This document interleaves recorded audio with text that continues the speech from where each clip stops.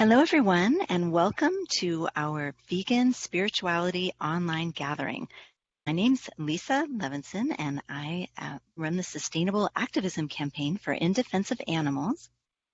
And we're here today to share with you our online program for this week, which is about exploring veganism as a spiritual practice. And there are groups across the country who explore veganism as a spiritual practice together each month.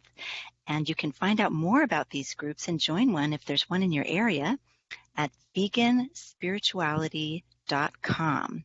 You can also start a group of your own by emailing us at veganspirituality@idausa.org.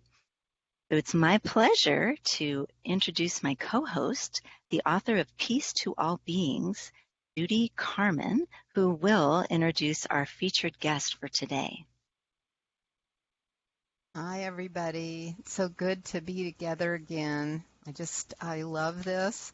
And we are so excited because we have Stephan Sauerburger with us. And he is, believe it or not, it's 2 a.m. He's in Europe. And he has gracefully offered to share his time with us tonight.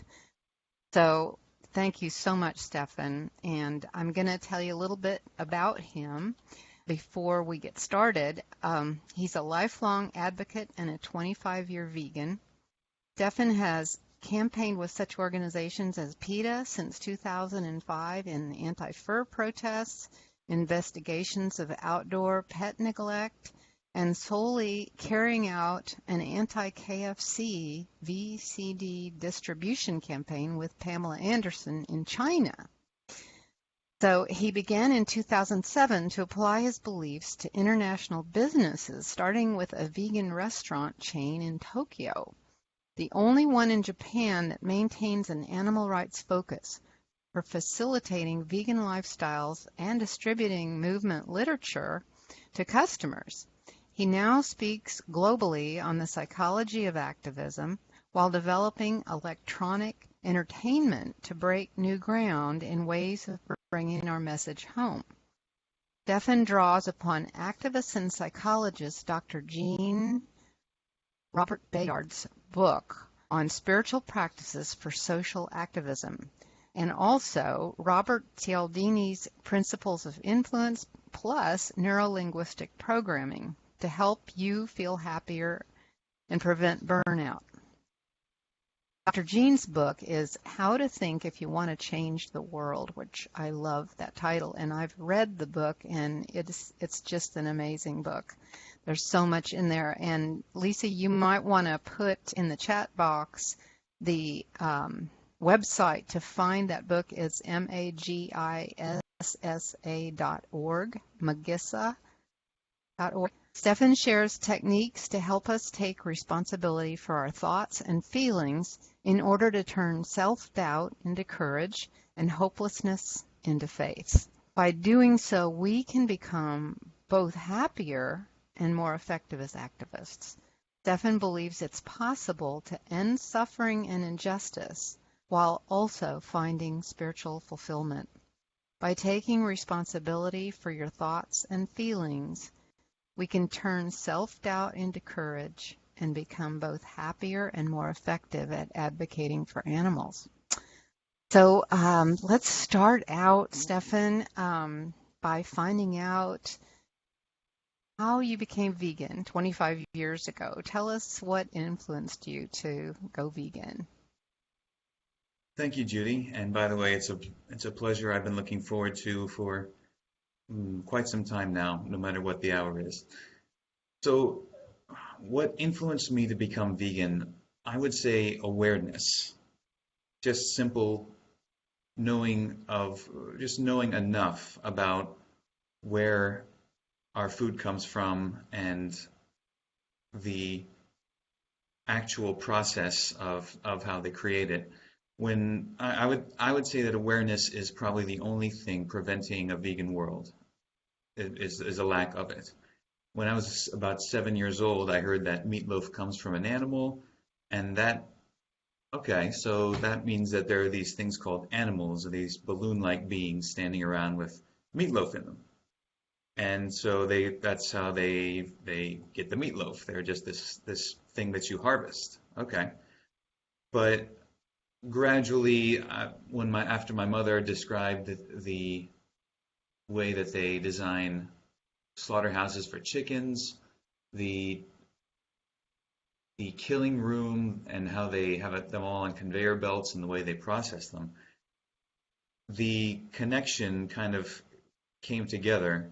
And finally, when my science teacher asked everybody to buy a chicken wing from the grocery store and bring it in for anatomy class, you had to do that in order to pass.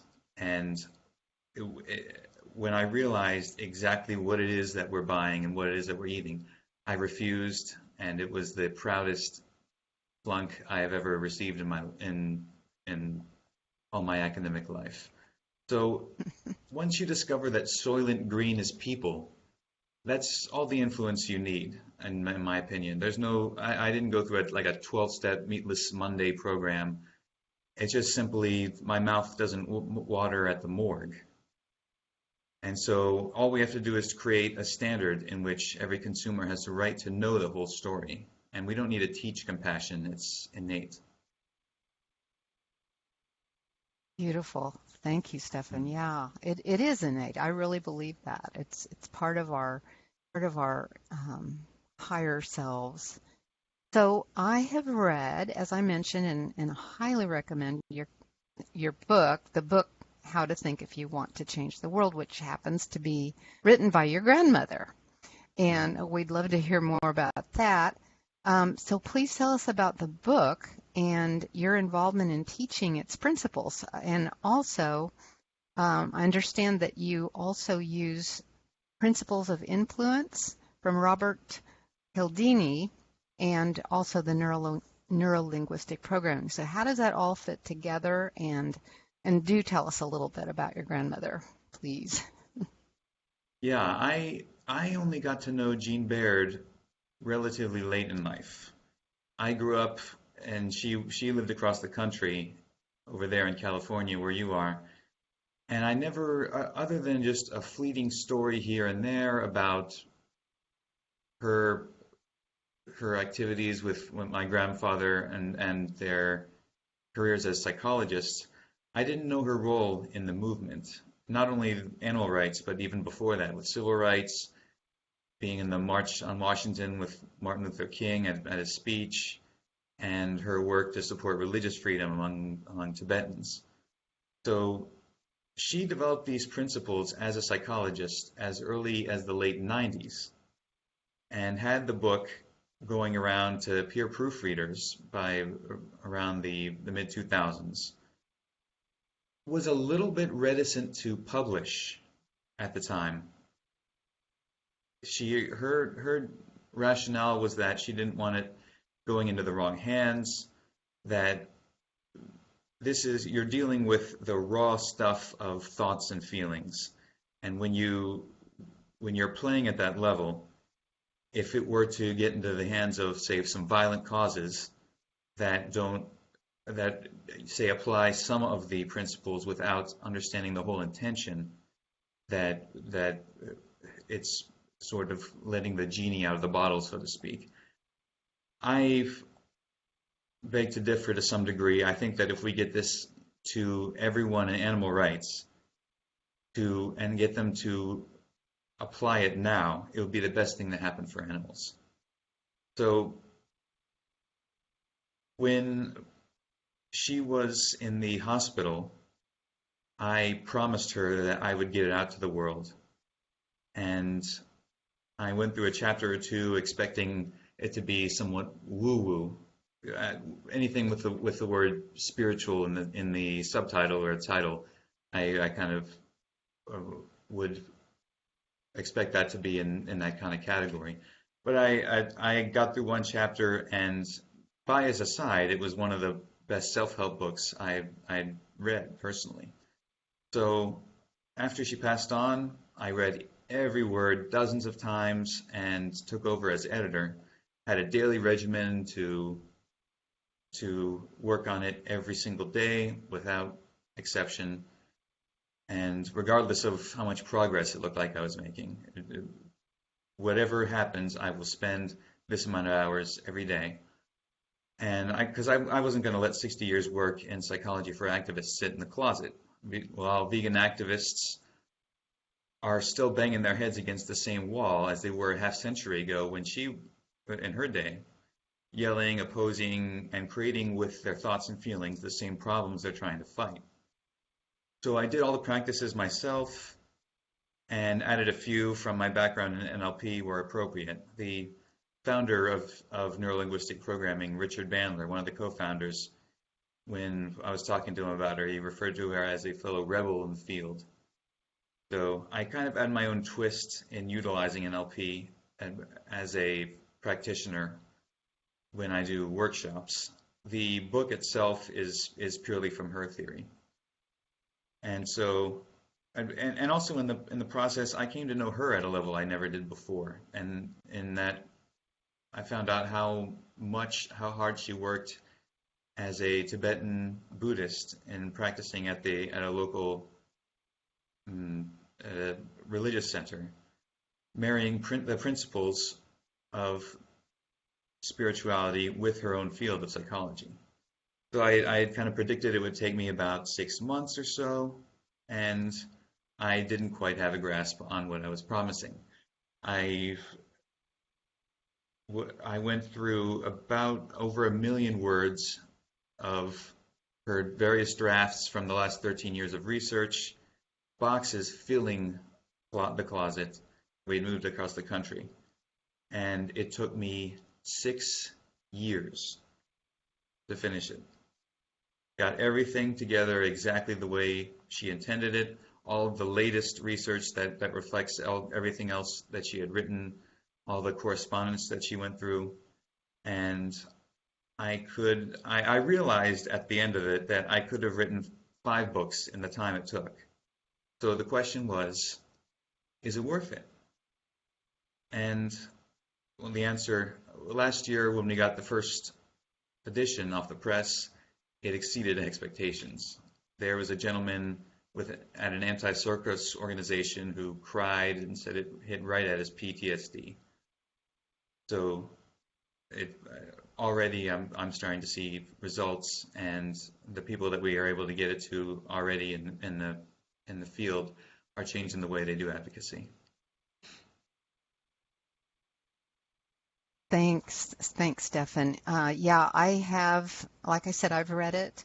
I read it right away because when we were at the Animal Rights Conference last summer, I don't know if it was you or your mom maybe that dropped it off at our table at the In Defense of Animals table. Yes. Okay, and I read it right away, and I agree with you. I think it's one of the best self-help books I've ever read. And it's specifically for activists. I mean, it would help everyone, but it's really helpful for us activists. So, and anyone, even if they're not activists, if they're vegan and struggling with that, it's just right on. So, I highly recommend it. So, tell us how you see the principles in her book and the neurolinguistic programming transforming the way we advocate for animals. How is it going to be different with this?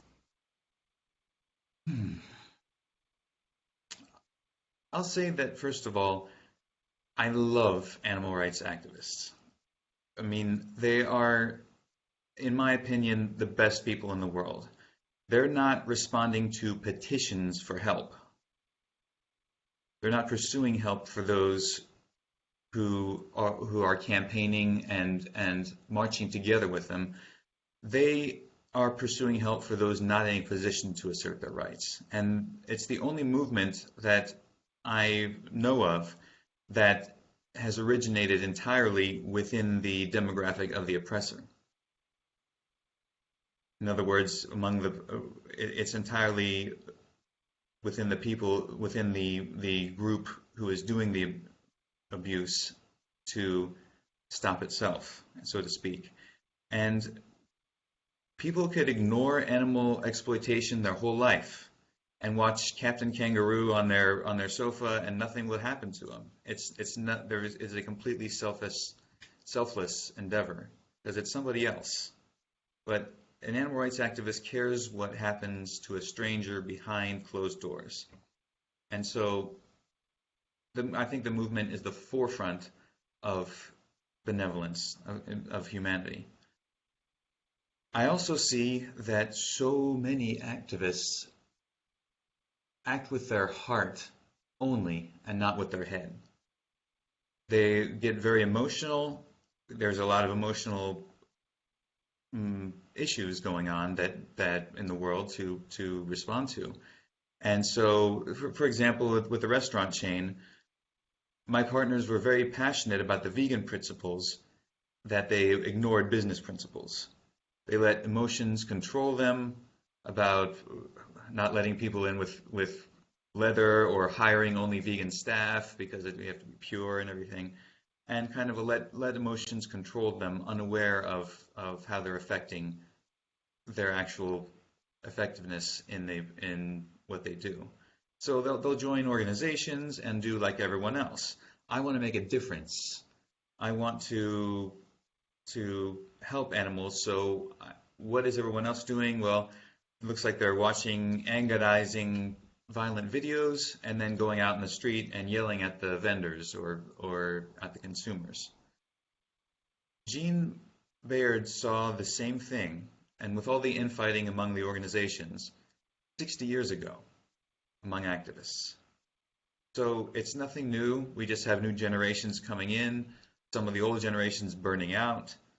And in any movement, those who have the constitution to actually get up and do something are always in the minority. And being in the minority, they go against an abnormal amount of momentum. So the key is to, if you're going to get into activism for animal rights and you're going against the kind of numbers that we do, you need to build an emotional foundation. You need to understand yourself first. So with Medici Publications, our intention is to expand on what she started in support of all activists in the cause. With the teachings, the goal is to make a leader of every advocate. Wow.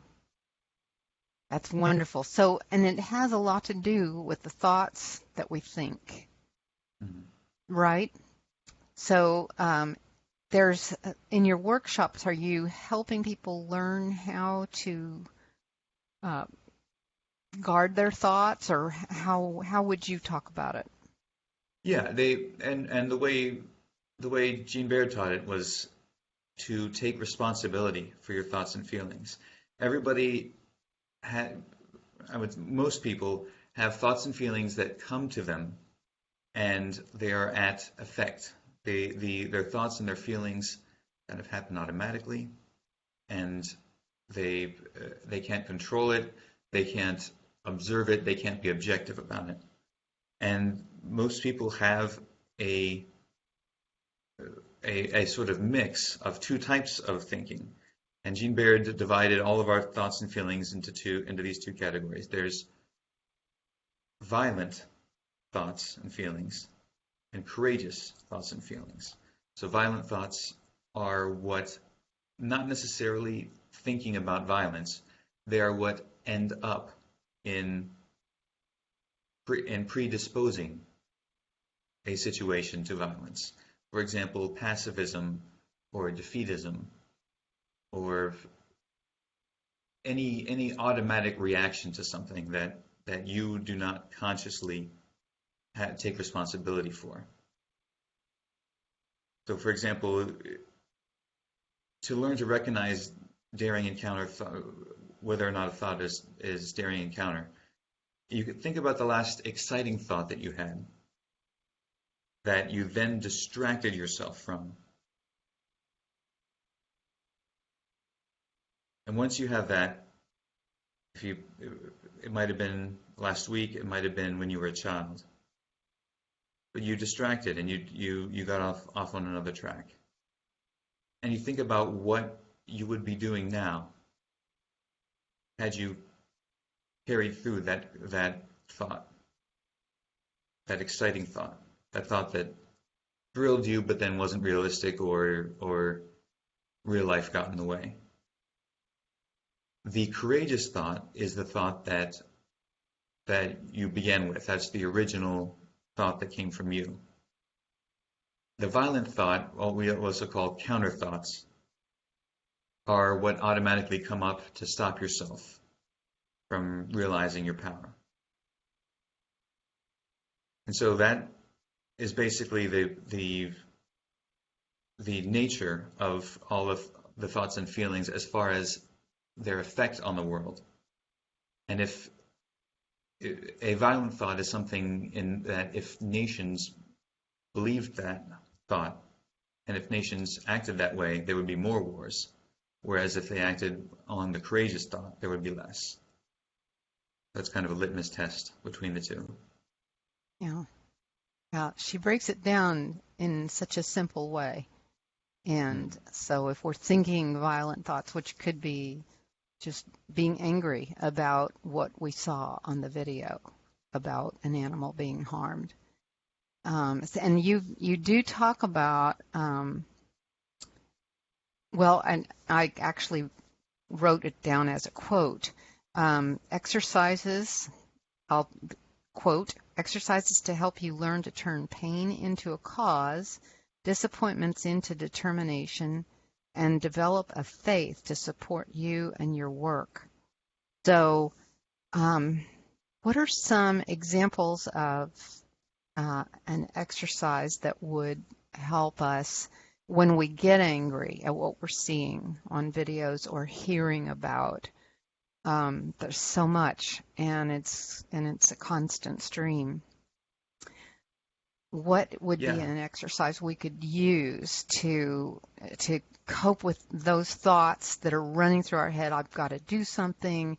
This is terrible, and those people are awful. They shouldn't be doing that, and so forth. A lot of people have said that their favorite chapter so far is identify as big you. And that's an exercise in which, say, when you think about a situation of some sort of contention with some sort of adversary, you can close your eyes and view yourself and that adversary, that oppressor, from a distance. You can look down at yourself from above. If you left your body and you start floating upward and you see yourself as well as the adversary, and they start to get a little bit smaller. And then you imagine how each of you are struggling in your different ways. You with what they're doing, them with what they're trying to accomplish. And you see and imagine how you're struggling together.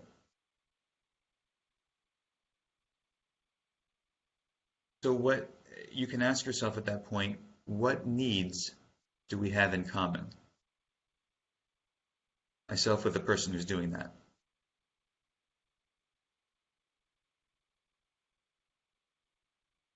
And then what strategies are we undertaking that are the same in order to get there? So then when you get an impression of how you're both struggling together, you can then move a little bit further up. And so you're seeing the two of you from outer space. And then you can start to think of all the beings below that are interacting on our planet. And then you go back so far that the Earth is invisible. And then you can ask what's important from that perspective. So that's the big you. And the little you that was forming at the time that you needed to step back, that was fomenting about all this, that is a role that you created. And we all create these little roles as tools to accomplish our goals. So as long as you identify that that is your role at the time, that's something that you can, it's now something that's objective. You know that that's not you. The angry activist is a role that you created just for the moment to accomplish something. So the character who finds it hard to get out of bed, that's a role. Or the busy office worker, that's a role. Or the mad at my spouse person, that's a role. Every day you can, and she uses this as a practice, you can set in your schedule 3 times to check in, to stop and check in with yourself and ask, what role am I playing now? I'm the angry spouse, or I'm the loving mother, or I'm the passionate musician, or I'm the pedestrian with his head in the clouds. Whatever you're doing at the moment, it's a role that you've created. And as long as you can identify that, seeing it in that way will help you realize that it's not you. Another exercise that she does that's really important, and I think that advocates in animal rights need to do this first and foremost before they ever set foot in the ring, so to speak. And that is build beliefs that support your work. Without meaningful beliefs, literally, people die. And so an activist needs to believe that better things are coming, that good is underlying the bad, the situation can be better, that efforts can make a difference. And so to do all the work of getting these principles out, I had to believe that we can change our way of thinking to bring about peace. So believing that you're helpless will lead to you giving up. Believing that there's always a chance will lead to you hanging on. Which is better for the world for you to have? It's not about what is a fact, or it's not about what you observe. It's about building your belief yourself. So a few questions you might ask would be, what beliefs would make you happier to work? If you can think of one, that'd be a good thing to write down. Or what's one childhood belief that you gave up that you now long for? Jean would say that it's our job to defend our ideals like Knights of the Holy Grail and discover that even if we discover that they're untrue, to still hold on to them insofar as we don't defend them, that our work as activists is compromised. So the idea is that your belief is something that you created. It's your baby. So another question would be, say, what beliefs are useful? That physicists retain Newton's laws of motion after discovering that they're untrue, right? Why? Because they serve a purpose. So even if we know about quantum mechanics, we can still make our calculations with Newton's math, and it's useful. If you have beliefs that have been holding you back, or that don't make you happy to do what you do, it's a good time to list every one of them and ask of each one, is this belief serving me? Is it helping or hindering me in working toward veganism? If so, then you've now strengthened it. And if not, as a leader, you choose your beliefs for the results and what actions that they lead to and what are the results thereof. So you can also ask yourself, what fact would you rather not be so? And then find a countering belief to that and let that belief work for you. You think that the fact is children are starving, so the belief is overall somehow we'll make it right. The belief that, or the observation is that humans are cruel and uncaring, and the belief at base we're all kind and caring. You have to build that belief before you go out and advocate. 20 years in a Chinese prison for announcing peaceful protests didn't stop the Tibetan monk, his name was, I think, Lodje Gyatso, if I get the pronunciation right, from loving the guards that were doing that to him for 20 years. He built his beliefs to begin with, and he held on to them. So choose your beliefs deliberately. Make them few and make them simple, because you're the leader. Wow, that's awesome. That's so helpful. I think probably everyone is benefited from what you just said, because that is very profound.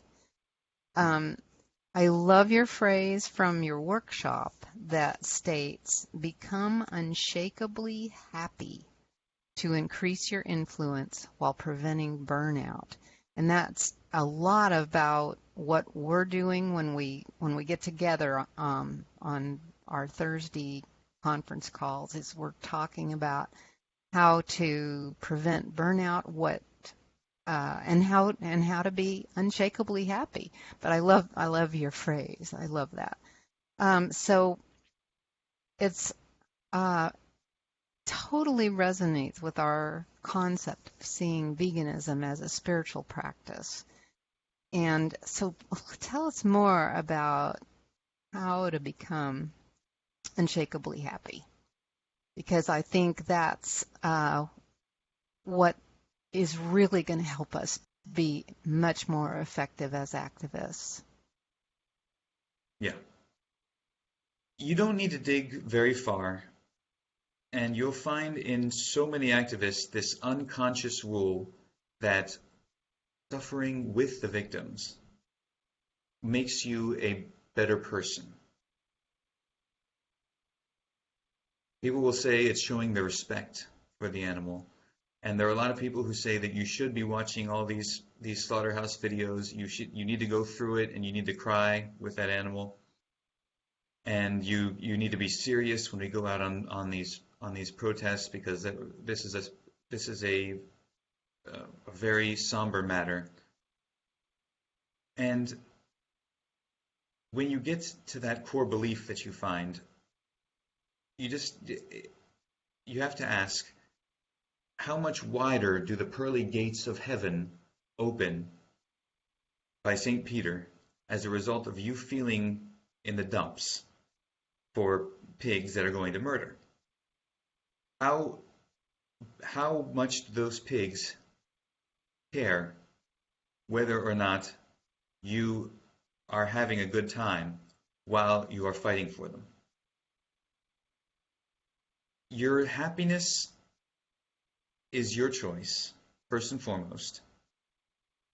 And as a role model, as a vegan, as showing people that you are living a life that they want to model, you want to show that your life is happy, that you're not just this angry, stereotypical, sign-carrying, self-righteous, indignant activist, that it is your responsibility to be laughing and telling jokes in the car on the way to the vigil outside of the slaughterhouse and the way back. To think that you need to suffer just like the pigs are, and you need to be unhappy because they are, is like saying that an oncologist needs to contract cancer for his patients. You're not helping anybody by being less happy. You are hurting the animals by being less happy. And your happiness, you can see people doing awful things to animals all the time. Your happiness is not in their hands. So, and I may say that, and people may nod in the audience and say, "Oh yeah, you're right. That's true," while they're in a good state. The key word is unshakable.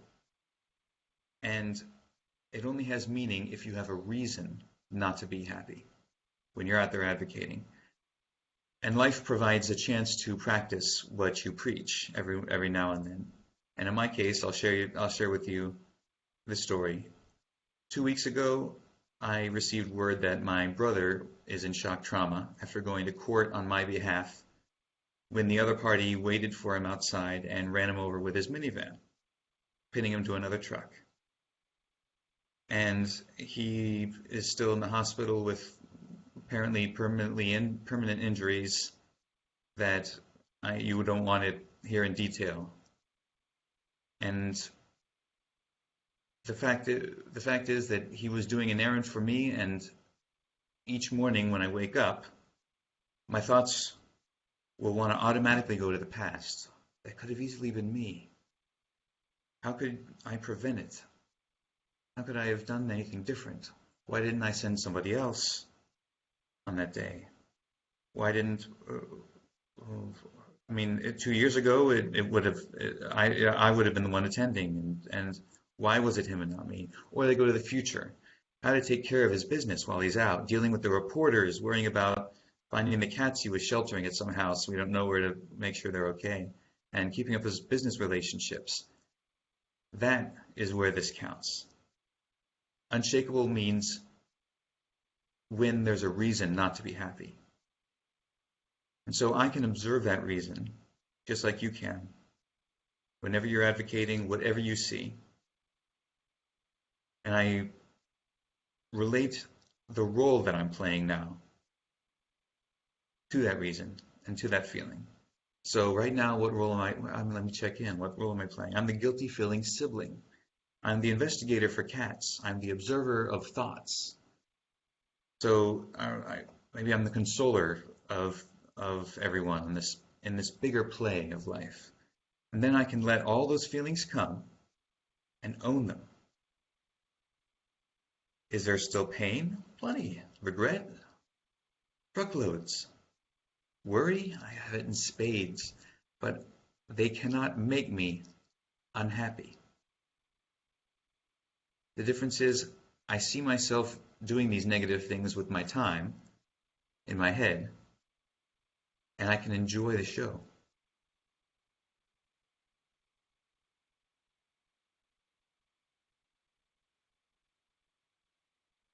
That's being unshakably happy. All right. Wow, I'm so sorry to hear about your brother. That's, got to be hard to deal with, but it is a really good example that you're using to describe unshakably happy, because there's so many things like that do happen in our lives. And being happy like that, at peace, having inner peace, gives us an awful lot of strength to keep going. So, wow, thank you for sharing that story with us, Stefan. Gosh. And I'm sure everyone is sending prayers right now to your brother. Is there anything you would like to add before we open for questions? Anything I've missed?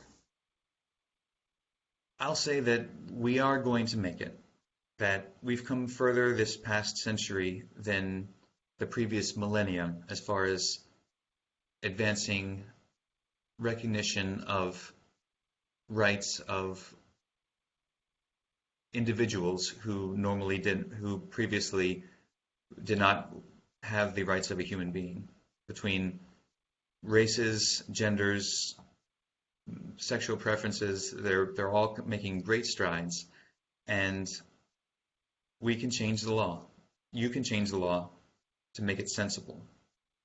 At least that's my exit strategy. Once we change the law to recognize animal rights and animal abuse is on the same legal platform, so to speak, as, say, child abuse, that's the point at which I can go back to watching Captain Kangaroo.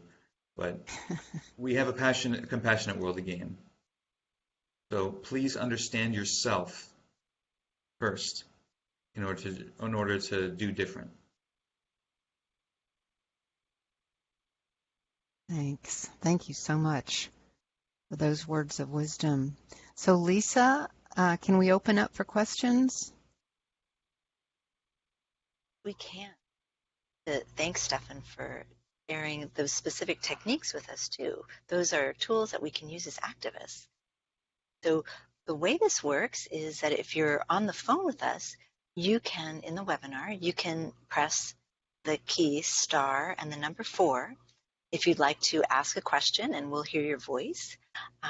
Or if you're in the webinar with us, you can also turn on your webcam.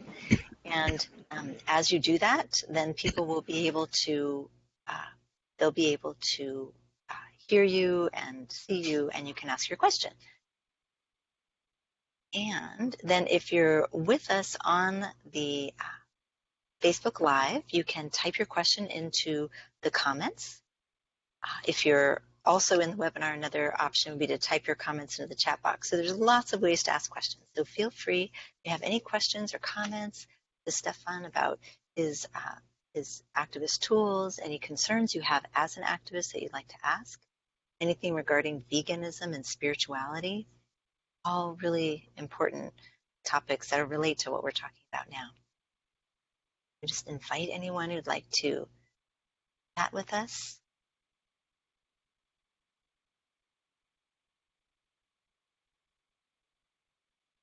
And we have some comments going right now on our Facebook page that agree that being able to understand yourself first is so important. And they went ahead and ordered the book. And this is the book that Stefan's grandmother wrote from her years of being an activist and also a psychologist. So we did have a question about what to do. There's a movie coming out called Dominion, and one of the folks, activists, was asking, we might need some of these coping skills. What sort of coping skills would you recommend when we're watching an important documentary that we do want to see, but we also are acknowledging some of the struggles within the documentary itself and some of the footage? And what do you say about that? Well, again, if as you're watching the footage, you can choose how you're going to react. You can choose how your emotional basis, as I was saying, your unshakable happiness, by at every point remembering what role am I playing now. So right now I'm the spectator of a film with some more gory detail, or with some things in it that are unpleasant, or that are going to make me feel a certain way. And as long as I pay attention at the time to how those feelings are coming forward, and I see in relation to my role, and I pay attention to not the feeling itself, but how it comes on, how it is changing from the way I felt a minute ago. You can catch it and then use it. One of the most popular principles, and one of my favorites that Jean Baird taught, was to use the energy of anger. That most people, if the documentary makes you angry, most people will treat anger by doing one of two things. They will either stifle it and let it simmer within themselves until they can forget about it, or they go out of control and yell and scream and throw a tantrum and do things that they regret. It's kind of like, the analogy she used was, you're standing by a race car, and the engine is, the throttle is idling. You can reach in and pull up the parking brake, or you can reach in, put it in gear, and watch it careen all over the place and crash out of control. There is a third option. That is, get into the car and guide it. The energy you get from anger is precious. That is some of the purest, most raw form of energy that you can have. It's natural. It comes up inside of yourself, and the last thing you want to do is stifle it, and you don't want to let it go out of control. You want to sit and think of exactly where you're going to apply it. Just hold it in that long, and then let it take you there. It's like a rocket. You'll have more energy in everything you do. Anger is a tremendous resource. So hopefully that movie will make you angry, and you're going to use that energy for animals. Thank you so much, Stefan. That's a really helpful advice to use in the moment, when we're in the moment of watching footage in the video, which is coming up, Video Dominion. We have another question. This is chat box. He asks, I sincerely can't help but be upset most of the time because of what I know. Family members just don't want to hear it. Yeah. Again, the facts of what you know, those are coming from the outside. And then they will they will collide with a belief. And if you're not coping right now, that means you have a belief inside of yourself that's not serving you. Your belief is a conduit to what happens to that fact. Okay, you know what you know. And they're not listening. Those are two facts that are coming in. What are you going to do with those facts? Well, if you believe that people not listening means that they're cruel and unkind, and that just sucks, okay. One way to judge whether a thought or a feeling is violent versus courageous is if at the end of stating that violent thought, the conclusion that you reach is, oh, that's a shame. That's a violent thought. There are children starving in Africa, and there's nothing we can do about it. It's a shame. That was a completely useless use of your mental energy. I am going to find out how to communicate better with my family about what's going on. That is a courageous thought. And you need to if you have a belief in that I can communicate this better, I can always do better. That's just one example. You need to build your own. But if you have that belief, it will conduce to a courageous thought. And you'll be able to be actually effective at it. There's no amount of frustration or anger or being mad, so to speak, that will help the animals or help your efforts. If you just let it sit and simmer, you need to have a belief that's going to direct it properly. Thank you. That's very helpful as well. We have a couple of other questions, and these are coming from our Facebook live feed. But one of the questions is from Karen, and she says she has an issue with vegans who are harassing her circus protest group. So there may be vegans and non-vegans in the group. Actually, there's one persistent one.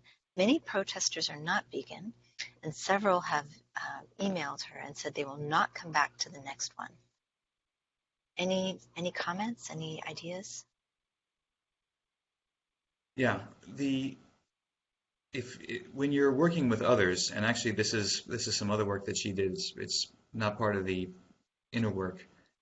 The way that in order to better communicate with somebody and see where they're coming from in order to get through to them, you can do an exercise in which you sit down and you envision that person and their whole background. How did they get to where they are? What are the beliefs that they have in their head? What did they probably unconsciously adopt? What was their childhood like? And it's not going to be accurate. It's not going to be actually what happened, probably. But when you create that story and you are able to see their upbringing from when they were a child, you're able to see how they got to where they are. You're able to, it will influence the way that you communicate with them subconsciously. So if you, let's say that okay, there were some protesters who are vegan who don't said that they're not going to come back because of the way I'm not sure what their reasons were, but okay, what is the belief that they have in their head that would get them to interpret those facts that way? Now, what is a belief that you can adopt now that you know that is their belief? How can you then zoom out to all of you as a whole who are struggling together? And as big you, see the whole big picture.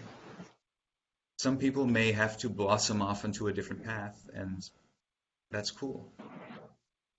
But as long as you have created that understanding, it's not going to bother you anymore.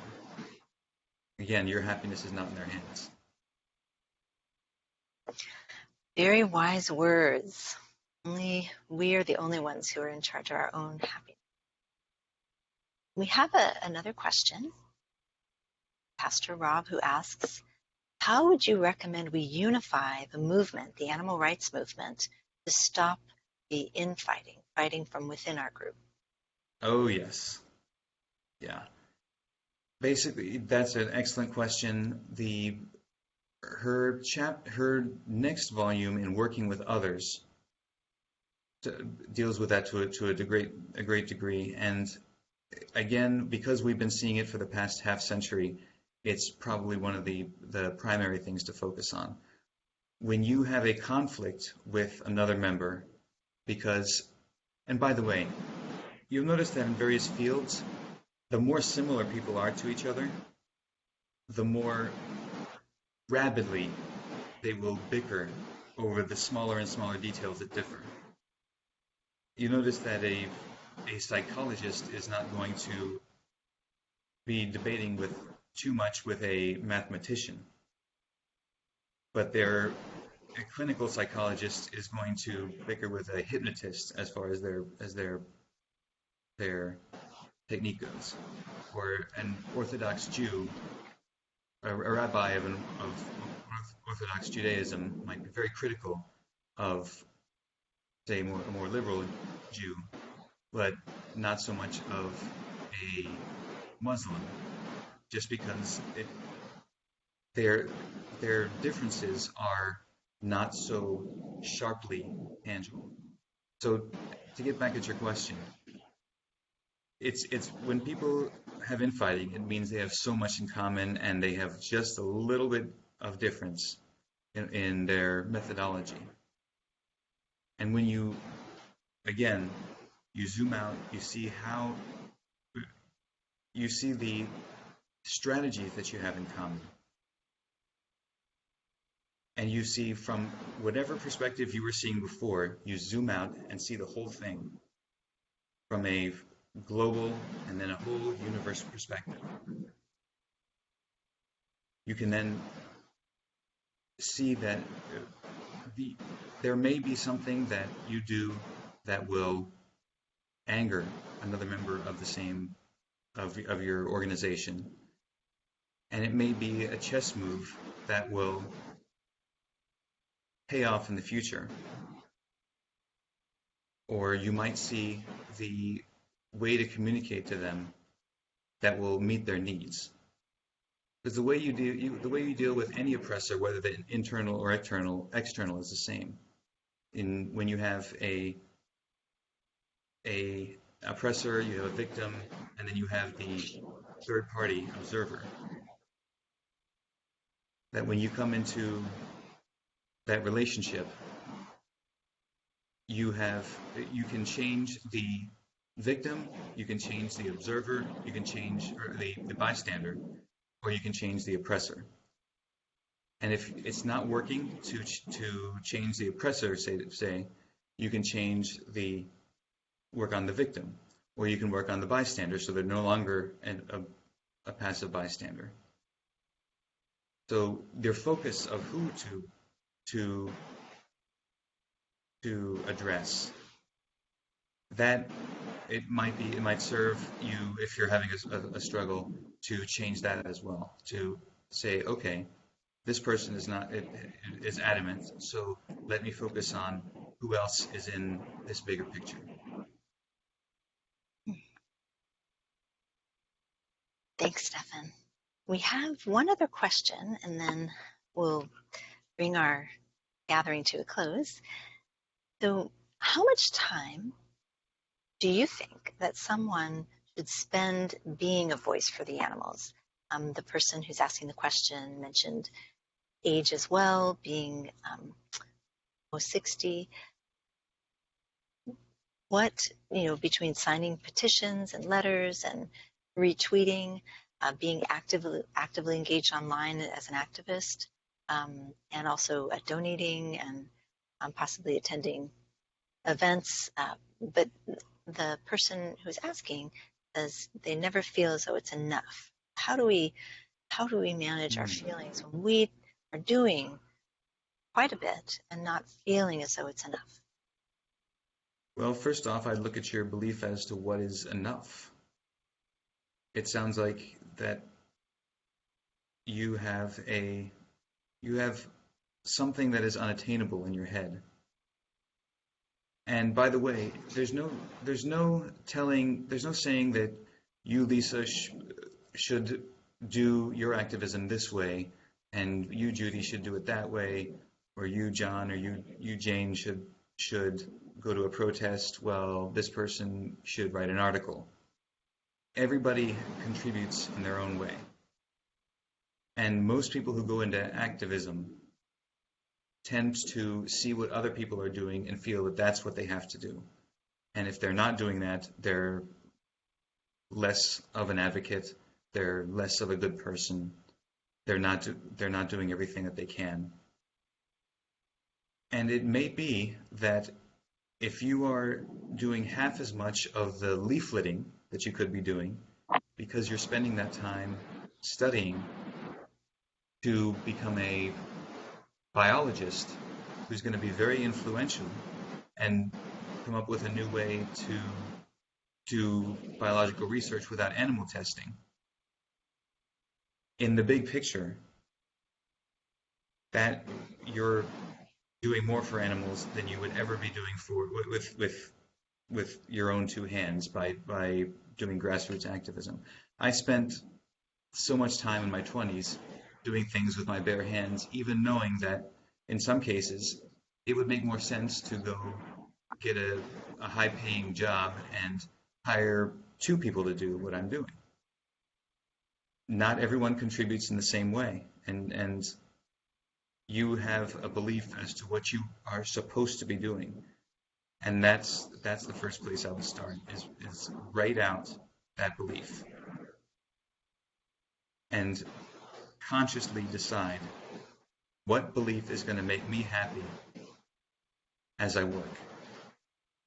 It's not going to do you any any good to be worrying that you're not serving enough, that you're not doing enough of what other people are doing.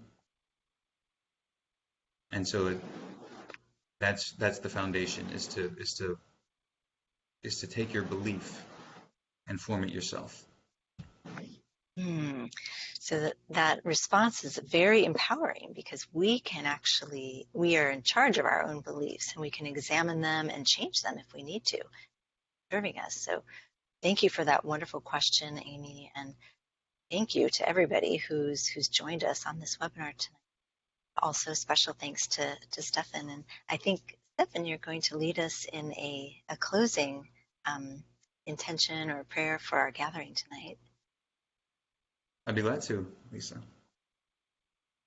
All right. Well, I want to thank everyone for being here. And at this point, I wanted to take a moment to let you just kind of close your eyes and let the sounds of the room around you kind of just flow as they are, as your attention goes to the sound of my voice, and you're able to be in a relaxed position with your feet on the floor and be able to picture in your mind the world that's around you and your environment.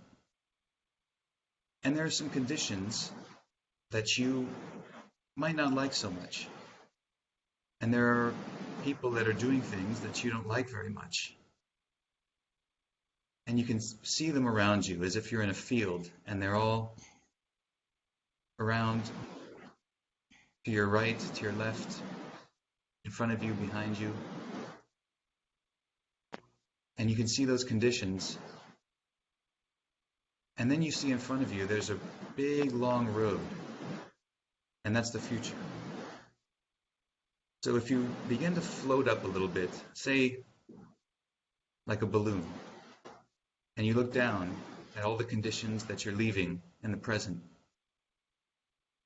and you can see all the thoughts, and you can see those feelings that you had that were contributing to it. You can now float forward 1 mile from where you were, 2 miles, and you see that road stretching onward. You get about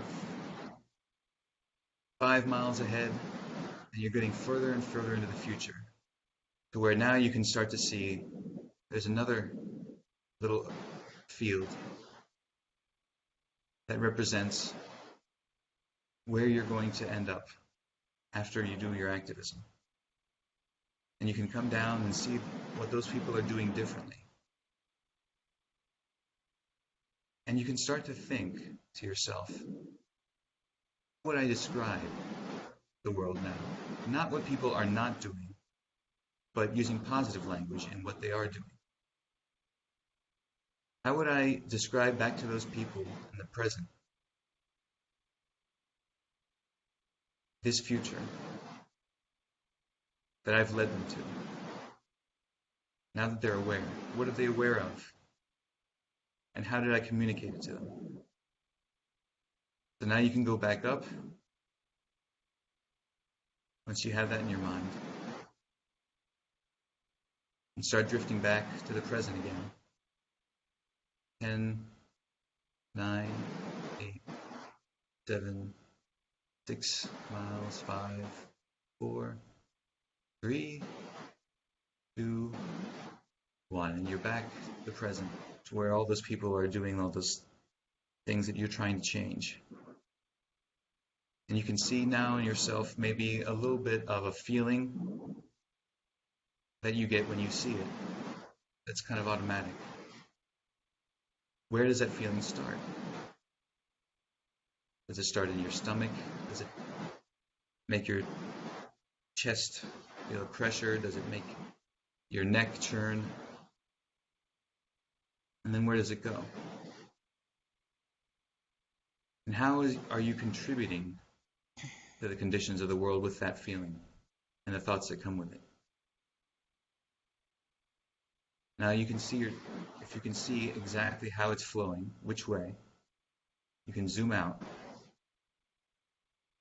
again. See yourself and all those people, how you're contributing to it. And at this point, you might become a little bit more aware of where you are in the room. And still keeping that picture of yourself and that feeling and that thought and all those people around you. You can now begin to open your eyes again. Maybe see the bright lights around you. Or if you're in the dark, you can probably see that the room might be a little bit more blurry than it was. And now you can, if you still remember, how to describe to those people what the future is like. You can take control of that feeling that's inside of you. Take responsibility for it. Direct how it's flowing.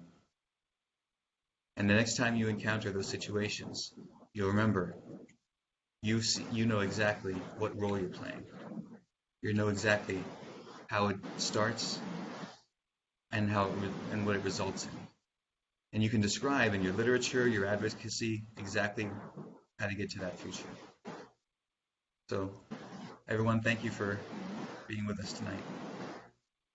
Yes, thank you so much. And Stefan, that was a wonderful way to close our gathering. That vision, that great visualization that helps us come to a sense of clarity. We're very grateful to you and so to Judy for being our co-host. And my name is Lisa Levinson. I look forward to seeing all of you again. We have every week at about the same time we have webinars that we broadcast live on our Facebook page. You can also access those webinars and register for them at idausa.org/events. So next month we'll be gathering again together to explore veganism as a spiritual practice. Thanks to everyone. Have a wonderful evening. Good night. Bye, everybody. Bye. Bye, everyone. Thank you, Stefan. Thank you. Thanks, Judy. Thanks, Lisa. Thanks, everyone. It's been wonderful. It has.